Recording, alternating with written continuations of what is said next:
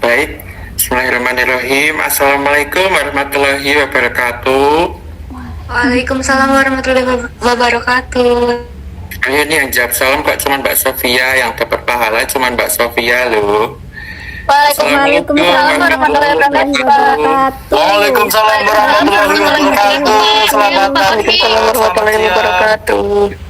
Alhamdulillah. Selamat pagi anak-anak semuanya. Apa kabar hari ini? Pagi Pak, baik. Alhamdulillah baik. Ada yang lagi patah hati? Ada Pak, Siapa? saya. Aduh, semoga cepat sembuh. Ada yang lagi happy, seneng. Saya Pak, saya. Enggak Pak, ini lagi sengsara. Selamat pagi anak-anak semua. Berjumpa kembali di mata pelajaran bahasa Indonesia bersama Bapak. Kali ini pelaksanaan kita agak berbeda, yaitu daring, dikarenakan sekolah kita sedang direnovasi. Jadi mohon untuk dimaklumi ya anak-anak, untuk pembelajaran kali ini kita daring terlebih dahulu. Tentunya pembelajaran daring ini jangan dijadikan penghalang untuk kita terus bersemangat dalam menimba ilmu di sekolah. Baik Bapak, cek kehadiran dulu. Sebentar, kita berdoa dulu ya anak-anak. Untuk ketua kelas, Mbak Riva, silahkan bisa dipimpin berdoa terlebih dahulu. Baik Pak, mohon maaf saya tidak bisa on cam karena di sini sinyal saya sepertinya sedikit buruk. Baik, untuk memulai pembelajaran pada pagi hari ini, berdoa mulai.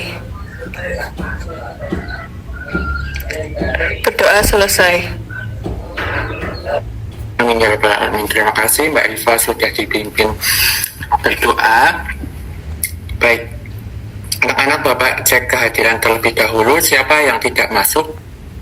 Siapa teman kalian yang tidak hadir? Ada? Ada Pak. Siapa Mbak Risma?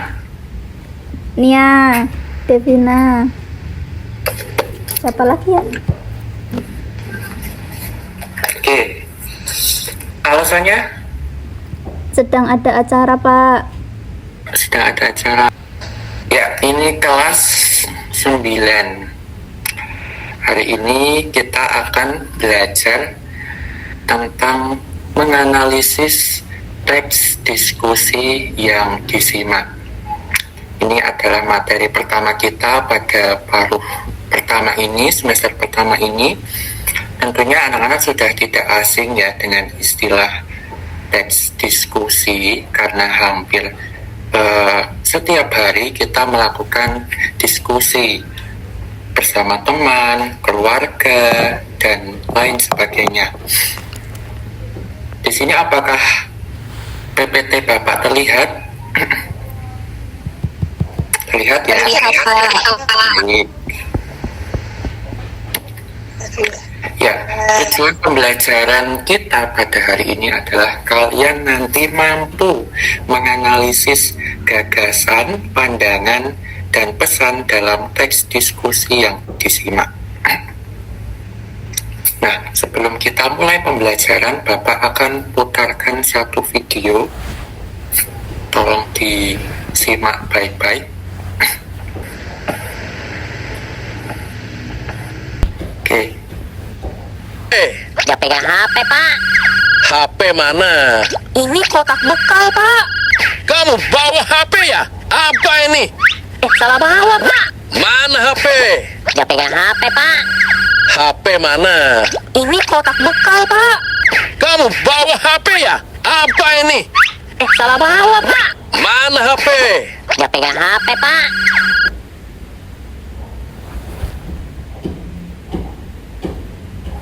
Ya baik, sudah dilihat, sudah ditonton tadi videonya ya. Sudah. Apa sih videonya isinya apa? Tadi ada Pak Guru sedang bertanya ke siswanya yang bawa HP atau tidak. terlihat sekali, terdengar sekali kalau Pak gurunya itu senang atau tidak senang? Tidak senang, Pak. Kontra ya berarti dengan HP. Ya, tadi kalian sudah lihat video. Nah, berdasarkan video yang tadi sudah dilihat, Bapak mau mengajak anak-anak untuk mengemukakan pendapatnya. Ini dimulai dengan pertanyaan, perlukah siswa membawa HP ke sekolah? Ada yang ingin mengajukan pendapat? Saya. Silakan Mbak Risma. Perlu, Pak. Silakan. Perlu, karena HP bisa dijadikan untuk alat bantu belajar di sekolah. Sip, pintar. Mbak Risma mengemukakan pendapat. Sekarang coba ada lagi yang mau mengemukakan pendapat, silakan. Yang bisa tunjuk tangan. Saya, Pak. Menurut saya tidak perlu karena HP akan membuat siswa kesulitan untuk fokus, Pak. Oke, baik, pintar Mbak Sofia. Nah, tadi Mbak Sofia dan Mbak Risma, betul ya, sudah mengemukakan pendapatnya. Saat mendengar pendapat mereka, di situ ada perbedaan tidak? Ada, Ada Pak, ya? ada. Mbak Risma mendukung membawa HP ke sekolah, sedangkan Mbak Sofia menolak membawa HP ke sekolah. Nah, itu tadi disebut dengan pro dan kontra. Lalu yang benar mana, Pak? Tidak ada yang benar dan tidak ada yang salah.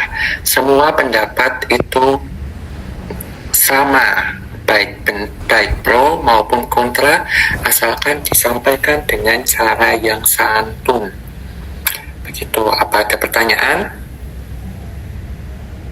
Sudah paham ya? Oke, lanjut. Nah, ini yang mau kita pelajari pada hari ini, yaitu teks diskusi.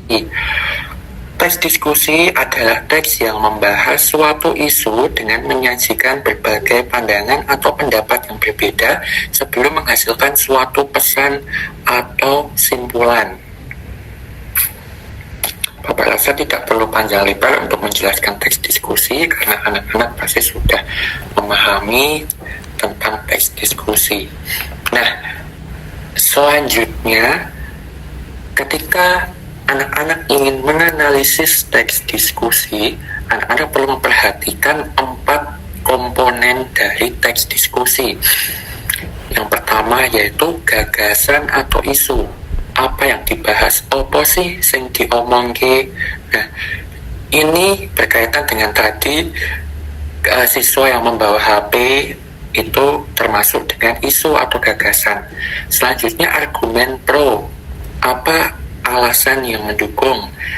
Seperti yang tadi dikemukakan oleh Mbak Risma, itu termasuk argumen pro. Selanjutnya argumen kontra. Apa alasan yang menolak? Seperti yang disampaikan oleh Mbak Sofia tadi, dia menolak membawa HP di sekolah. Yang kedua adalah pesan. Yang keempat adalah pesan. Apa yang dapat dipelajari dari teks diskusi, begitu.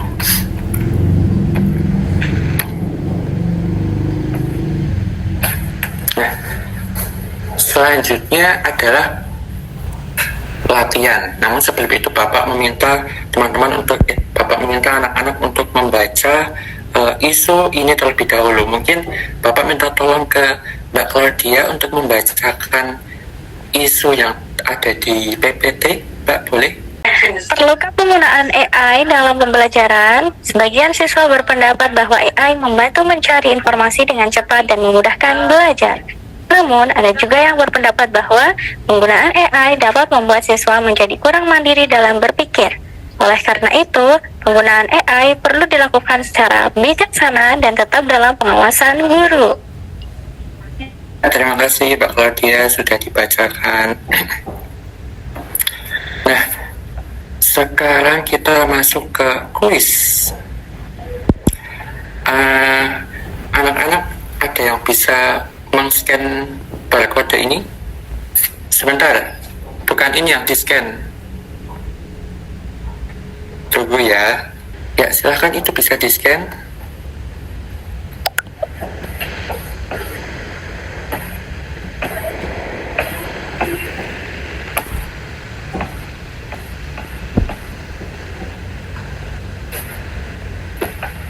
Sudah di-scan? Kalau sudah bisa langsung dikerjakan. Baik, Pak. Baik, Pak. Ya, ada yang sudah selesai? Halo, ada yang sudah selesai? Kami sudah, Pak. Gimana hasilnya?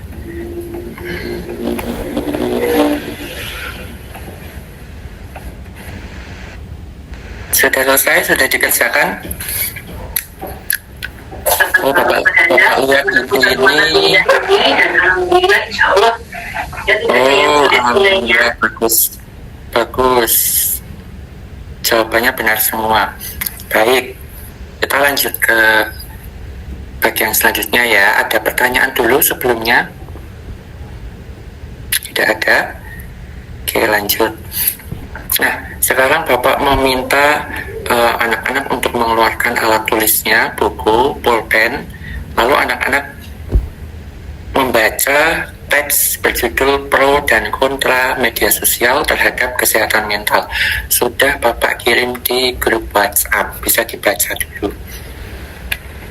Nah, sebelumnya ini adalah tugas kelompok ya anak-anak. Jadi anak-anak sudah Bapak menjadi beberapa kelompok yang berisi 4 anggota, bisa dikerjakan dengan masing-masing kelompoknya. Bapak akan memberi waktu 5 menit. Ya, bisa dimulai ya. Baik, Pak.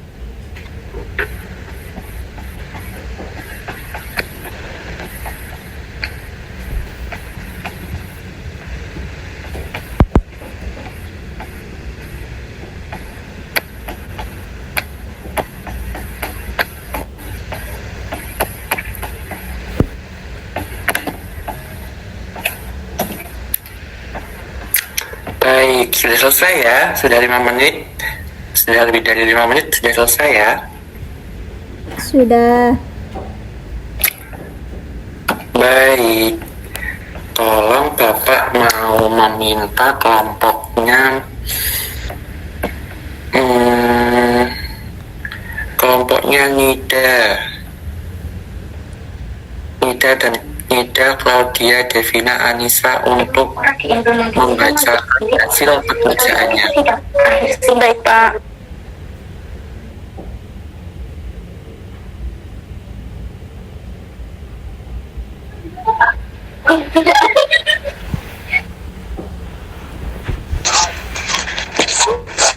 Apakah suara saya dengar, teman-teman? Terdengar. Baik, saya jawab. Jadi hasil diskusi kami itu ada pro dan kontra media sosial terhadap kesehatan mental. Media sosial telah menjadi bagian penting dalam kehidupan sehari-hari. Namun banyak yang menyatakan media sosial berdampak baik atau buruk terhadap kesehatan mental penggunanya. Nah, media sosial memiliki beberapa manfaat. Keberadaan media sosial memudahkan komunikasi dengan teman, keluarga. Ya. Bisa langsung dibacakan hasil pekerjaannya saja.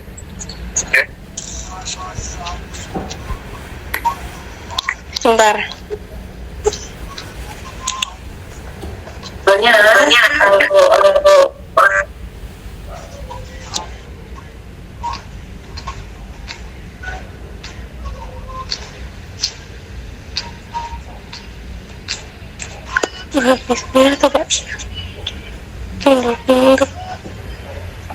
Mungkin rekan kelompok yang lain.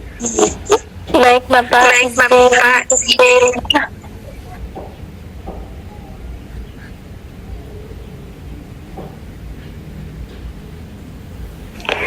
izin mempresentasikan hasil diskusi kelompok kami yang beranggotakan Claudia sendiri, Ninda, Devina, dan Anissa. Yang pertama ada isu. Nah, isu dari teks tersebut adalah dampak media sosial bagi kesehatan mental penggunanya. Kemudian untuk bagian pro, kontra, dan pesan akan disampaikan oleh teman-teman saya. Baik, mohon maaf tadi ya. Jadi bagian pro itu media sosial memiliki dampak yang positif. Media sosial dapat menjadi sarana mengekspresikan diri dan berbagi kreativitas. Selanjutnya silahkan Anissa. Lalu pada bagian kontranya, media sosial memiliki dampak yang negatif. Adanya media sosial memicu kebiasaan membandingkan diri dengan orang lain yang menyebabkan depresi dan kecemasan. Lalu pesannya, cara melindungi kesehatan mental saat menggunakan media sosial antara lain membatasi waktu penggunaan, melakukan detox media sosial atau istirahat sejenak dari media sosial, memantau perasaan saat menggunakannya, mengurangi akun atau konten yang berdampak negatif, serta lebih banyak berinteraksi langsung dengan orang terdekat. Baik, pintar sekali. Beri aplaus untuk kelompok Mbak Claudia. Ya, terima kasih karena telah mempresentasikan hasil pekerjaannya. Nah, anak-anak, kita sudah sampai di ujung pembelajaran kita. Bapak mau bertanya bagaimana perasaan kalian hari ini setelah mengikuti pembelajaran. Pilih emot yang mana? Oh,